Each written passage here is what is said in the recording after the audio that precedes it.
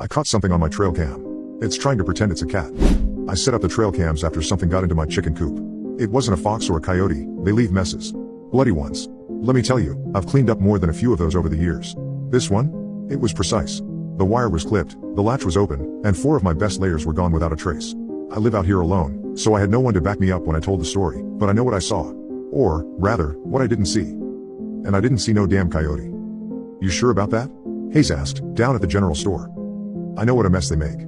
Someone stole them. Who's out here stealing your hens, Carrie? I don't know. I slapped my money down on the counter. That's the point of the cameras. I'm going to see who took them. Hayes looked amused. You think that chicken thieves are going to come back around a second time? Yes. And if they don't? Just give me the damn cameras. And up they went. The first few nights, I caught the usual critters, raccoons scuttling through the underbrush, a few deer passing through, even a bobcat slinking along the tree line. But they didn't clip the wire and cleanly steal my hens, so I left them be. It was 5 nights before something else came onto the screen. At first, I thought it was a mountain lion. Big, sleek, moving low to the ground with purpose. It padded right through the frame of my western-facing cam at 2:47 a.m. But something about it was off. The legs were too long. The way the skin bunched around the joints looked unnatural, like it had extra folds it didn't know what to do with. And when it turned its head slightly, the eye was all wrong, too round, too bright, like a human eye catching the light. I convinced myself I was seeing things. Low resolution, bad angle, maybe even a trick of the light. But I kept the cameras up. The next night, it came back. This time, I got a full body shot. The skin around its shoulders was peeling, like an old leather jacket stretched over something too big for it. I could see the wet sinew beneath, the way it glistened under the moon. The face was the worst part. It had the shape of a mountain lion, but the edges didn't sit right, as if it had been pulled too tight, and the mouth. The mouth turned to the camera, and it smiled. Then it was gone, vanished into the darkness. I had no proof for it, but I knew in my heart whatever I just caught on film was the culprit. That creature, it was the one that took my hens. Just my luck that it wasn't the local kids bored and looking for something to do. Just my luck it had to be, whatever that was. I didn't sleep that night. I kept the shotgun by my bed, every light in the house on. My closest neighbor is 6 miles out, and I wasn't about to call the sheriff over a mountain lion with a weird face. But I didn't shut my eyes once. It was just, wrong feeling to do that. You were letting it get to you, Carrie, I exhaled. Acting just as bad as when you were drinking. Got yourself jumping at shadows. Nope.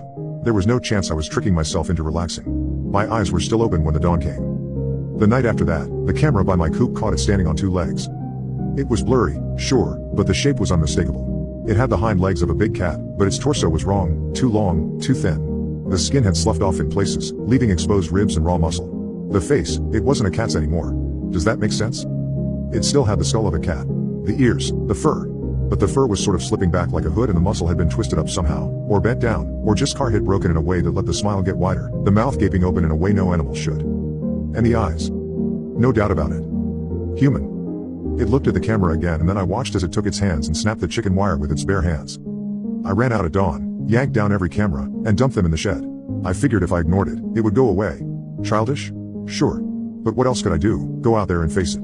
Just the thought had me shaking in my boots, so I told myself I was seeing things. That I had been awake too long, looking for something that wasn't there. This morning, I found the last remaining trail cam sitting on my front porch. I know I didn't put it there. I hadn't even looked at the footage yet. My hands shook as I clicked through the files. The final image was taken at 3:12 a.m. The creature was no longer walking through the woods. It was standing right in front of the camera, too close, its torn skin hanging in strips. Its mouth was open wide, its lips peeled back, revealing rows of jagged, uneven teeth. And its eyes, they were staring right into the lens. Into me. Then, in the last frame, it screamed. I don't remember throwing the camera. I don't remember running back inside. But I remember the sound. It wasn't caught on video, but I heard it. A high, keening wail, like metal tearing, like something forcing its way through flesh that was never meant to hold it. I haven't left the house since. I don't know what it wants. But I know one thing, it's watching me now, and hands that can snap wire can easily figure out how to open a flimsy wooden door.